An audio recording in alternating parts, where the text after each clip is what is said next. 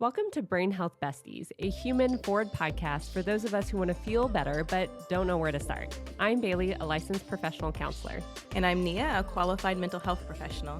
And I'm Shelby, a human. We are so glad you're here. And we believe that you deserve to know how your brain works and how to nurture it, even when self-care feels a little challenging. We focus on kindness to ourselves and recognizing our own needs with as little guilt as possible, because your brain deserves a bestie. Oh, there's stars in my eyes. I can't see which way is right. But oh, if there's one thing that I know, it's only up from here, 'cause there's no one. Hey besties, welcome to our Learning Together episode, where we get to dive in and explore some topics. This time, we're bringing you the two-ish word check-in. So guys, why don't we just do a check-in? Okay. So kind of like our 0 to 5 scale, but I'm just going to ask you, Shelby, you first. Yeah, thank you, Nia. And yeah, we are using that 0 to 5 scale that we talked about in our first episode, getting the reps in. I think today I'm probably at maybe like a 1.5. We're downhill slide into the weekend. And it has also been a very busy week. Yeah. Yes. I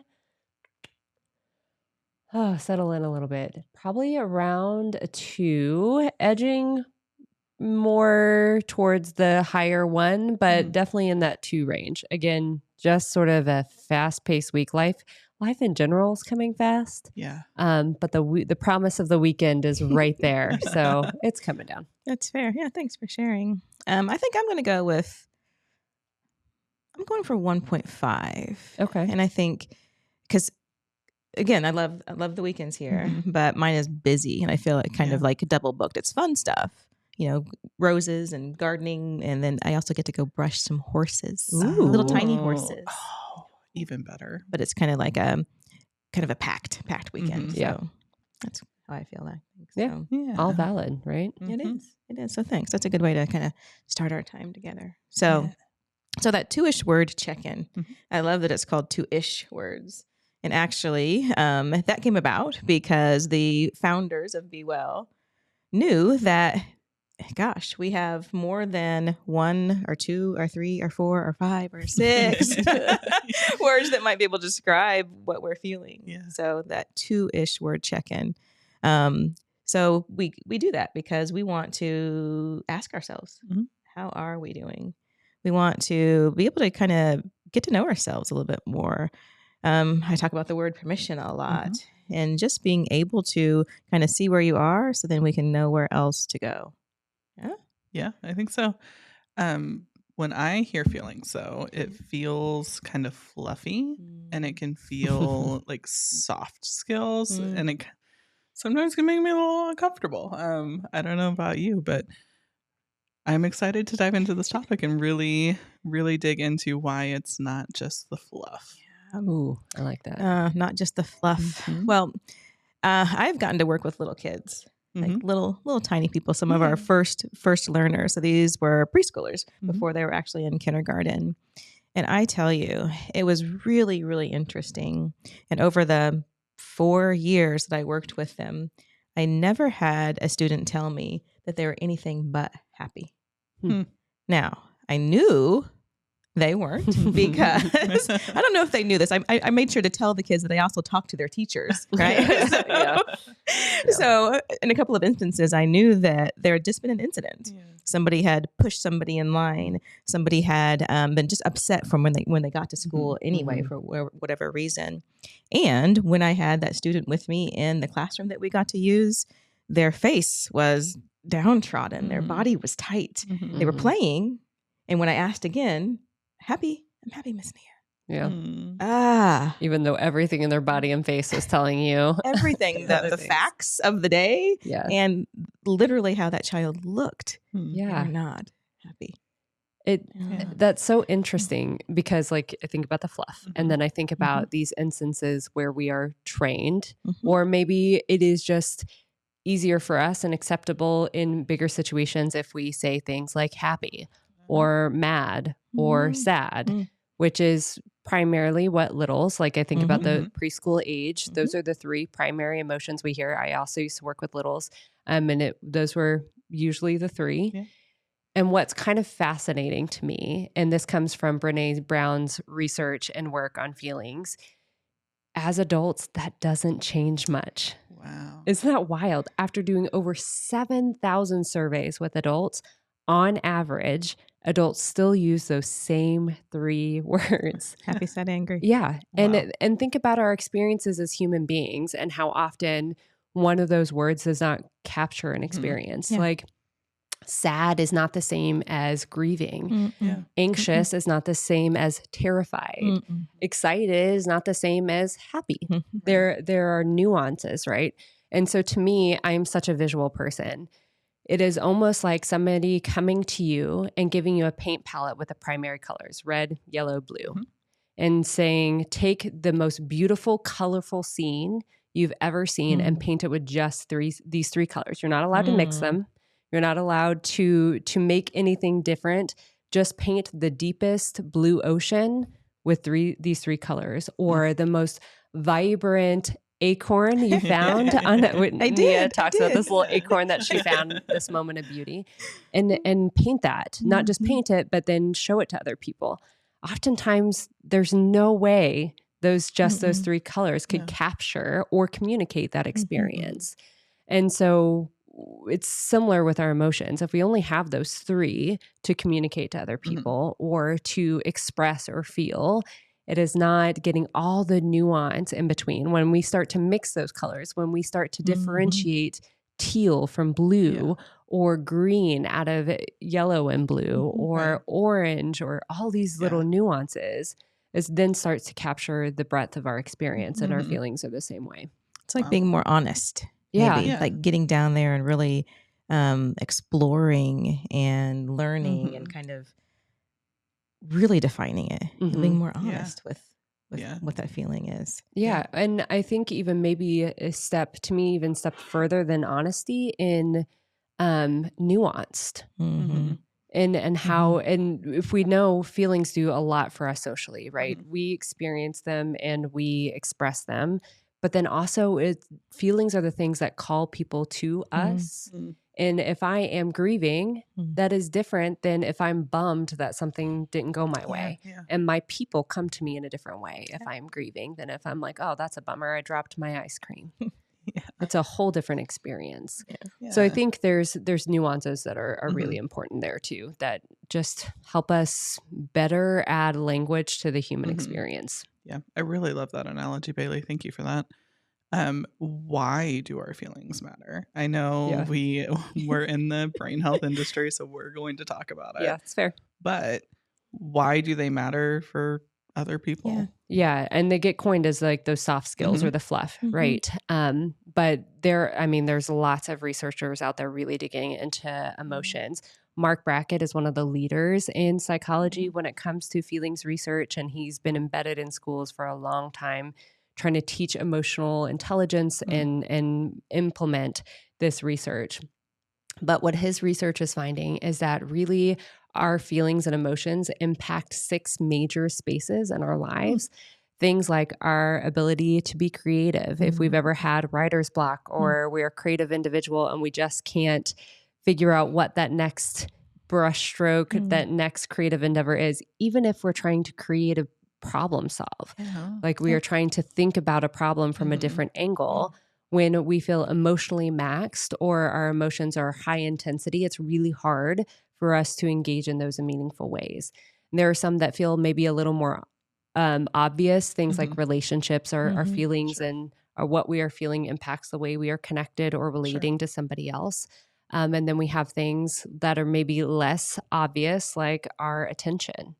If you've ever had a moment where you've been in an argument or a disagreement with somebody and you are heightenedly in an emotion, whether that be anger or hurt or anything like that, and you are thinking about the next thing that you're going to say instead of paying attention to what that person is saying, it's a good chance it's a spot where your emotions are impacting your attentional capacity, our ability to be in that moment with that person, which then waterfall effect has impacts on a relationship, right? Because if I'm not hearing you, then this conversation disagreement is not as fruitful as it could be, right? And it's human. Yeah. It's all completely natural and still part of it. Yeah. And then the other places are, I think, mental health or brain health. That's kind of another obvious one that our feelings would impact that, but also it impacts our physical health long term. When we're having things like chronic stress and that lives in our body, that has long-term physical health ramifications. And then the last piece here, I kind of love this example, is it impacts our decision-making. Mm-hmm. And this is an example that I use often, but I'm going to ask you, Shelby. Yeah. Have you ever had a moment where you've just made decision after decision throughout the day, whether that be at work or in your personal life, and then you get to the end of the day and somebody says, okay, hey, Shelby, where do you want to eat? Or what do you want to eat? How do you respond? I don't know. I don't care. Yeah. Yes. Oh, I love the I don't care because that's also what I do. Yeah. And then that person says, well, how about this? No, not that. Okay. Well, what about this? Nope. Not that either. Nope. And you're at that moment where you're like, I don't want to make the decision. I can't make the decision, but I also want you to read my mind and know exactly what I want without me having to tell you what I want because I can't functionally do that. Right. And so that's kind of how our feelings can impact our decision making too. And that's sort of a big example, but it can go into as small things as like, what color shirt am I going to wear today? It can feel like a lot when we're emotionally maxed. Yeah. And I think that's something we probably all have experienced at some point where I love that example. Planning your outfit is like, I know I need to get dressed and I have no idea. Yeah. And you're just like staring at in your closet. It's a weird experience. Well, along that lines, they have lots of people who actually have on purpose taken some of that decision away. Maybe they call them capsule wardrobes or something like that. So they've picked, their most favorite, the things that look lovely on them. So there they are. Yep. They that decision is lessened, which is a great way to do things. Kind of that's a way that to you really struggle hack with. your brain a little bit. Yeah, you hack the brain. I like how you said that. Yeah. Hack our brain. We do. We do it a lot. We do. I am curious if there are emotions that are easier for you guys to feel versus harder to feel. What we give ourselves permission to feel, what we feel like we're not allowed to feel. Yeah. Yeah.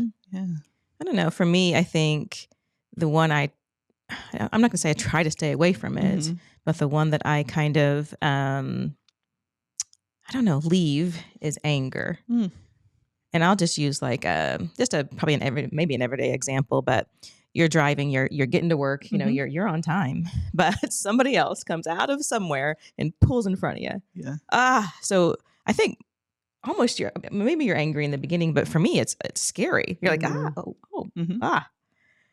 So I don't like to stay in the anger. I think I always say my brain's a little bit different than others. It's probably my upbringing and the practice that I've had, but I have the ability to just give that kind of empathy to the situation. And I immediately am able to be like, well, they probably are running a little late. I'm sorry for them. Maybe they have somebody that they're, gosh forbid, going to go see at a hospital or somebody who needs them. And then I'm able to just focus on my musicals or whatever it is and just drive on to work. So, I love that yours is like a helpful hack or eject button out of anger. Mine is less so. Human. It is a human reaction, right? And I'm getting better. It's a practice, but embarrassment is one that is really, really hard for me. And I don't just hit the emotional eject. I defer to other emotions and I go one of two ways because embarrassment is so uncomfortable for me. I either go to anger where I'm frustrated with the situation, a person that in the moment I perceive may have created the experience of my embarrassment or angry with myself because I'm embarrassment. Or I go the complete opposite and go to goofy silly because if I'm silly and kind of giving myself a hard time about it, then I get to that before everybody else can. Look how silly I am. Look how ridiculous this is. And so those are kind of my go-tos is I hit that emotional inject on embarrassment so quickly because it's so uncomfortable for me. But then I defer to other feelings that are maybe a little more comfortable or at least I know how to navigate better. Yeah, personally, thank you for saying eject button, because mine's definitely an eject button. Mine personally is when I feel ashamed or not good enough, my fight or flight kicks in, and I am like physically looking for a way out, whether that is leaving the room or it's like Googling the closest airport so I can like, get out of the situation and get to a beach somewhere. But mine is, a very physical reaction to that feeling, to that emotion. And you're referring to that fight, flight, or freeze response that happens in our brains when we go into survival. And this is one of my favorite things that has ever come out of Shelby's mouth. But at one point when things were particularly stressful, she just looked at me and said, I have a really strong flight response. And I will look up flights. I don't even actually have to get on the flights, but I will be looking at airplanes out of this city. I love that so much. I have a strong flight response. I sure do. But it's all rooted in that survival brain. Yes. Right? Yeah. And so it's all normal. Yeah. It is all a normal human experience for our brains to want to kind of eject out of those emotions sometimes. And sometimes necessary, for our physical or emotional safety, that bit of detachment, the stepping back, the avoiding one emotion because either in that situation it's unacceptable, in the environment it's unacceptable, in our culture it's unacceptable. Those are safety mechanisms. Yeah. And I think the opposite of that is there are times when I want to feel emotions and I know I need to kind of work through a problem, and I can't, or my body says I don't want to, because then I'll get into it and I won't be able to get out of it. But there are ways to kind of hack that as well and feel the feeling on purpose almost. And I'm curious, I know Bailey has a great example of this. Are there ways that you feel purposefully bring an emotion about so that you can feel it? So yes, there are oftentimes, because of those safety mechanisms in my brain, there are often times where I'm in a situation where I feel immensely sad or overwhelmed, and I don't have the bandwidth, or I do not have the capacity or time or space to be able to feel that emotion fully, even though I know it's what's best for me. I'm in a meeting and it was really hard, and then I have another meeting coming up, or I'm sitting with my littles, or something has built up on me. Usually it's sadness, not just sadness, but grief, honestly. I can feel that building up, but it's really hard for my brain or to get past that defense mechanism and allow myself to feel that emotion. And so what I do is I love to call them prescribed cries. So I have a couple go-to songs. If I have a little bit longer of a time, I have a go-to movie that if I know that my body and brain just needs to get that emotion out, that I need to feel it so I can move through it and navigate through it. I have particular songs. If I have 3 minutes, it'll be a song. If I have a couple hours, it'll be the movie. And I can just get that out of my body and elicit that emotion for myself. Yeah, I really like that, because then there's like a definitive start and end to it. And that feels much easier for my brain to process instead of just like, oh, I'm going to feel this for hours or days or. Or if I open this up, it may not end because of that definitive beginning it. Or just pushing it off too, right? Like not wanting to do it at all. But I love that. I remember I hadn't really heard of that before I met you all, but that's what's great about our group. But the idea that the beginning and the end really struck me when you explained more about it. So it can feel a little more tangible. For me, it feels a little less scary, knowing that at the 1 hour and 45 minute mark, I can set this back aside, or I've at least navigated through part of that, even if it's not all resolved or navigated completely through. And I know, Nia, you've mentioned before that you use this not necessarily for things like sadness, but to elicit pleasant feelings or what we might deem as enjoyable feelings as well. Yeah, sure.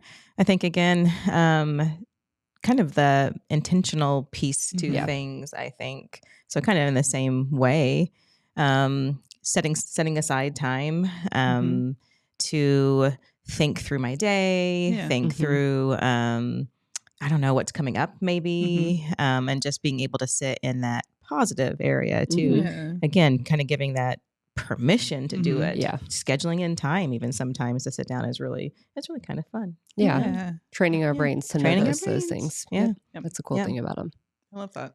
I have I'm a fairly creative person, a little bit chaotic sometimes, but I tend to express things without language. Language is hard for me. Yeah. So I love the 2-ish word check-in because it makes me do it. But I tend to express things creatively, whether that is writing or doing a craft or something like that. Like what I'm feeling comes out in whatever I'm doing. Are there different ways that you all express your feelings? I know sometimes language can be hard for some of us. Yeah. And we know language brings it into that logic brain. However, the English language only goes so far, right? So we'll have experiences that either there's not really a word for, or it doesn't fit, or maybe we ourselves are having a hard time pinning down what that feeling is. Music is one. I'm not particularly musically talented, but other people's music is something where I feel highly emotive in. I'm also a bit of a chaotic creative, and my background is in art therapy. So I rooted in using the visual arts to express emotion. And that's kind of how I came into this field, to be honest, is that was something as a kid, as a smaller human, I was using all the time without knowing that that's what I was doing to express myself, and felt like, why not use that to help other people when I found the field of art therapy too.